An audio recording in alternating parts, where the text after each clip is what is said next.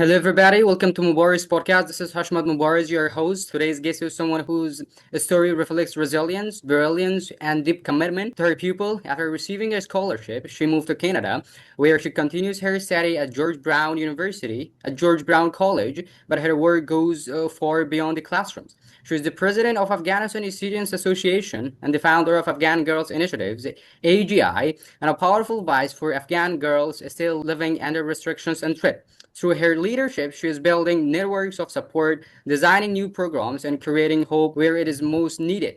Today, she shares her journey not just as a student, but as an activist and mentor and a changemaker. Her story is a gift to all of us. Once again, dear Noor, welcome to Mubarak's podcast. It's our honor to have you.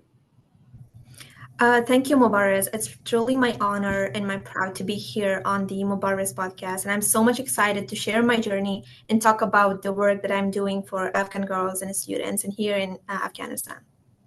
Thank you once again. But first of all, let me start from here that across the past few years, thousands of Afghani students have faced immense uncertainty with universities closed to girls and the pathways to higher education. Yet among these painful closures, there are stories that shines still. Stories of those who, against all the odds, secured opportunities abroad. Those students are not just, the survivors. They are builders of the future like you. And your journey from Afghanistan to Canada through a scholarship is one of those powerful stories, and it reflects both personal resilience and deep sense of responsibility. Walk us through your personal journey from the moment you received your scholarship to arriving in Canada, and what this transition has meant to you, both personally and in terms of your mission. That's a wonderful question. Thank you, Mubarak. Honestly, I never imagined myself coming abroad up until 2021, 15 August, the very last day of my school. I was deeply rooted in Afghanistan, surrounded by family, by friends, by culture, and everything similar.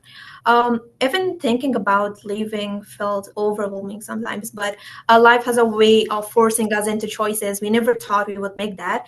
I realized that sometimes in order to grow, we have to leave some things to gain new opportunities.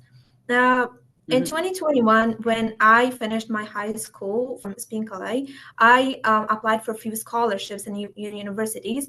And when I received my acceptance letter from George Brown College, it was both exciting and shocking moment for me. I remember that I was asking myself, is this really me? Am I really doing this? And I'm really going this far all alone? It was a mixture of fear and determination in some cases. In 2024, I finally came to Canada to a program by the name of Passage, and I started my studying at George Brown College and Health Science program, which it was a very good opportunity for me to get here. But as I said before, that I also applied for many scholarships, not only one, but across Asia, across Europe as well. And finally, I get here in Canada because I think here it is a multicultural country, not only for Canadians, it's for all people around the world that they are coming here for studies. And I feel like Canada is a good country for students. As I said, it was a very long journey. When I'm saying that I came to Canada, it's not just a few words or a few lines of sentence. That I'm saying it's a long story. Failure moments, the proud moments, successful moments that I passed few months ago. And now I'm here in the third semester. I just started it, but I feel like it was a very long journey for me. It was not just about 1 year. It was about all my experiences that I had a few years ago and now as well. But I'm really proud and I'm very happy right now that I'm here. This transaction has been a life changing. On a personal level, it taught me resilience and how to face uncertainty and still move forward. On a level, it gave me a new perspective that education is not just about person's success, it's not about mine, but also about lifting others along the way. Being here has allowed me to pursue my dreams while also opening doors to create opportunities for others. And it's not just about me, it's also about others that I'm also helping them to thrive and to be with me along my journey and their journey. Let me say this, that actually we are proud of you.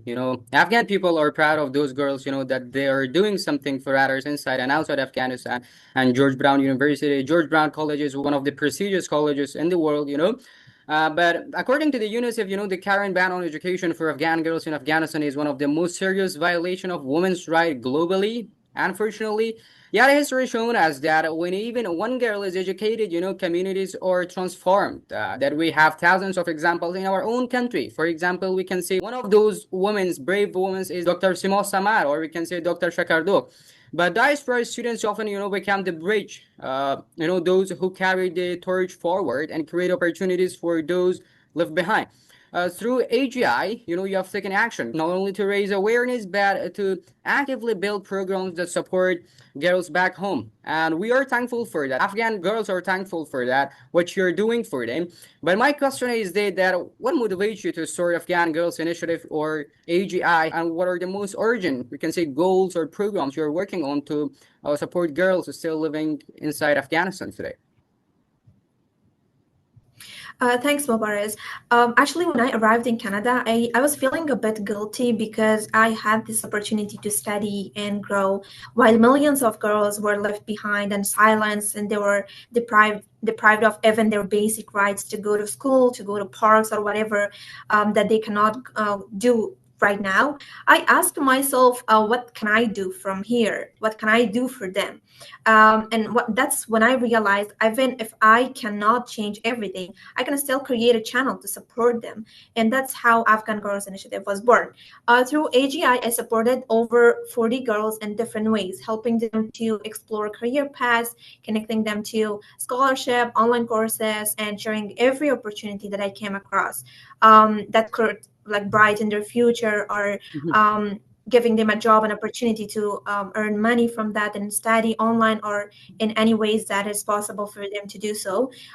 Beyond education, my father and I also established a free clinic in Kabul, which is still Wow. active in Kabul and serving the community today for free, which is Your father is also a amazing. And I'm doctor? really he's not, but he is in the healthcare programs that he was doing it long before. Yeah. But it was something that he was passionate about that because when I was a child, I was 4 or 5 years old. He was just telling me that I'm gonna build a clinic for you, and you will be the doctor of that clinic, and you will be someone to help others. And that was the goal of him. And he did that, but I'm not there, and I'm sad. But still, you're carrying that mission. That's true. That's true. Yes. And that's the thing that my father is doing right now. And also, the very important thing that I wanted to mention is that the program that I came with, it is the passage, the Afghan passage program that I came with. I am also helping other girls to come to Canada the same way that I came here.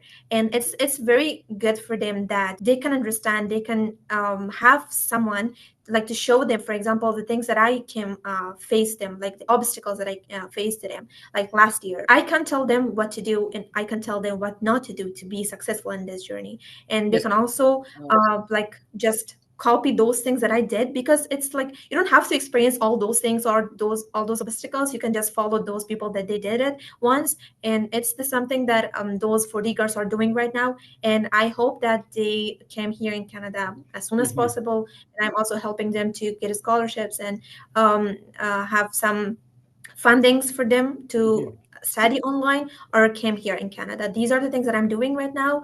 And the you asked about the urgent goal that I have right now. It is very simple in two sentences that I can say. It's like to keep girls connected to learning, no matter how restrictive the environment may be. Education is a hope, and hope is a resistance. That's all. Yeah, let me say this also, that being far from home doesn't mean that being far from responsibility. It doesn't mean being far from, duty. In fact, for many Afghans in exile, the distance intensified the sense of duty and the sense of responsibility. Taking on leadership roles abroad, like heading a student association isn't just about organizing events. you understand it better than me. That it's about representing people, carrying their stories, and creating support systems in unfamiliar lands. Exactly what you're doing right now. But as the president of Afghani Students Association in Canada, you play a key role in bringing Afghani students together, as you have mentioned during your talks. But specifically, I would like to ask that what have been some of the most meaningful experience or challenges in leading the ASA, and how do you see Afghani students abroad building a stronger, more connected future for our people? Thanks, Mubarak. The Afghan Student Association, which I launched, it was not just me. It was a group of team that we did it together last year. It is something that I'm really, really proud of it, because it's something very meaningful for me because it feels like home. We did it last year with support of my friends Laila Habibi and Saleha Wakili. We launched the ASA last year at Georgetown College, all over the campuses. At first, it wasn't easy. It was difficult. There were only a handful of Afghan students on campus. It was just a few of them, and I personally felt really quite lonely. And that loneliness is, in fact, inspired me to build a community that felt like home and build something to bring together all the Afghan students across the GBC. And at the first, when I get here in September 2024, around campus there was no one. It was from all the countries, but no one from Afghanistan. And I was like, why it is like that? Maybe there are a lot of people, but they don't know each other. So let's do something to bring all those students together. And we did the ASA, which is Afghan Student Association at GBC. And then ASA has grown into a platform of connection and empowerment. We have hosted three major events: our opening ceremony, our Eid Gala, and now we are preparing for a national conference focused on Afghan girls and women. It's not just about partying stuff. We are also doing something for Afghan girls and women, advocating for their rights through every chance I got. And we are collaborating with over 10 organizations across Canada to advocate for women's rights. We even created a video report with help of Sana Hosseini, which we will be showing it on September 29th, most probably at George Brown College at all campuses. But for me, the meaningful part of Afghan Student Association is that when they are coming to our event, they were like, this is such a wonderful place for us to be and connect with Afghan students and to have something to tell them. It feels like home. These were the feedbacks that I was getting a few months ago. Mhm. And the very enjoyable and the very proud moment for me, it was that when they were hugging each other and they were saying that it's also like how similar we are in a ways, but we didn't know each other and now we know, and we are doing a lot of things right now. We can have a lot of events after this, and we can go outside because there are some international students from Afghanistan, but it's not too much because most of them they are the citizens of Canada, but most Mhm. of them are the international students. That's why they are alone here, and we were like, we have to do something for them to not feel alone and feel like home. Make George Brown College like a home for them, like a small Afghanistan or a small Kabul, for example, Mhm. that they can come together, they can connect, they can have a coffee chat. And that's what we did. And I am so happy about that, and I'm very excited because it's not just about us right now in George Brown, but it's also about all the people that they are coming after this. It's not going to end here.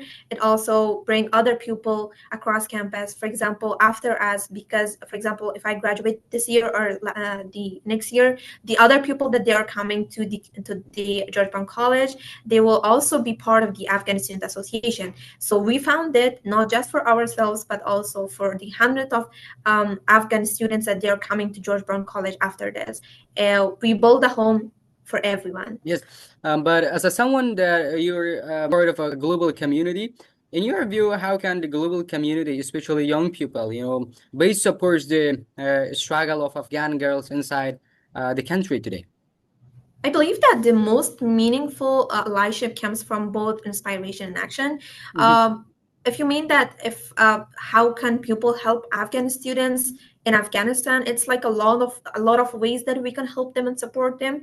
But I feel like the young people people around the world, they can support Afghan girls by just simply raising awareness, by hosting some kind of conferences, speaking about their struggles in everywhere. For example, if I give you an example, a few days ago, I was just in a very large event of Canadians, and I was just chatting about Afghanistan with them, and then they said that, how is Afghanistan right now? The first question that they're gonna ask us, the Afghans, they would say like, how is the situation right now?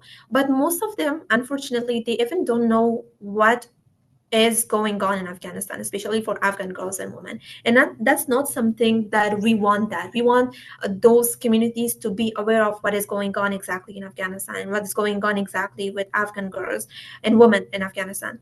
And it's a very good way to raise awareness, to advocate for the rights of women, not only in Afghanistan but also in other countries as well. But if you mainly focus on Afghanistan and Afghan girls, it's going to be a bit like a broader content that we can focus on. But I believe that just by simply raising awareness, advocating for them, there are common ways of scholarship, giving them information about it, because it's not only about us, it's about them, that they don't know that there are more many resources that is available right now, but Mhm. they're just don't know about it simply.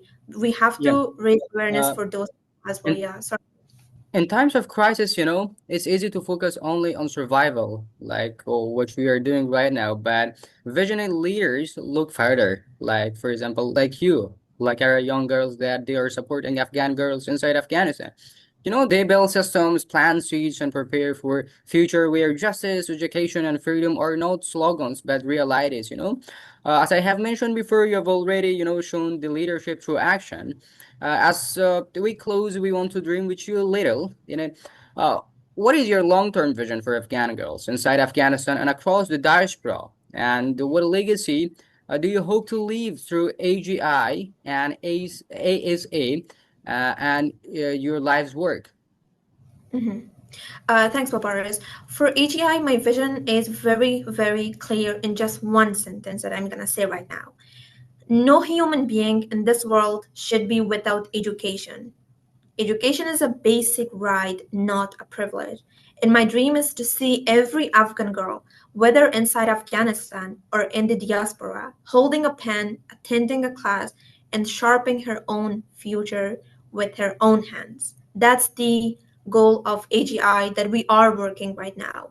But the thing is that I don't have a proper team right now, but I'm focusing on that to have to make this vision a lot more broader, and to make something to include more girls, include more Afghan students on this. For ASA, I would say that my long-term goal is to connect Afghan students across Canada, to give them a home away from home, and to preserve the values that bind us together. A network of educated, connected Afghan youth will be the strongest bridge between our past and our future. As for my legacy, I don't want it to be about just me. I want it to be about the lives touched, the girls educated, and the communities connected. If I can leave Hmm. behind even one generation of Afghan girls who live supported, who believed in themselves, and who dared to dream despite everything, I will feel I've done my part, and that's all that I could do. And yeah.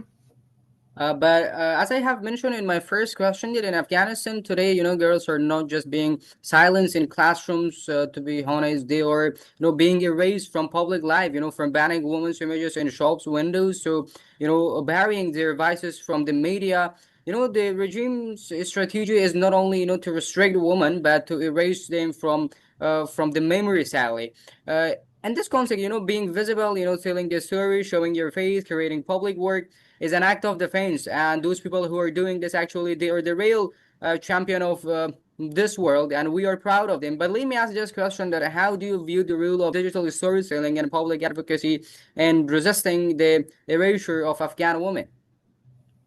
I feel like digital storytelling has become one of the most powerful tools of our time right now. As you say, there are thousands of organizations and hundreds of people that they are working on it right now, and it is very good actually. But when physical spaces are taken away from women in Afghanistan, from schools, workspaces, public gatherings, the digital spaces often becomes the only area left where their voices can be still heard. And I think like the through stories, through testimonies, videos, or online advocacy, Afghan women can resist invisibility and remind the world that they are still here and still struggling and still demanding their rights.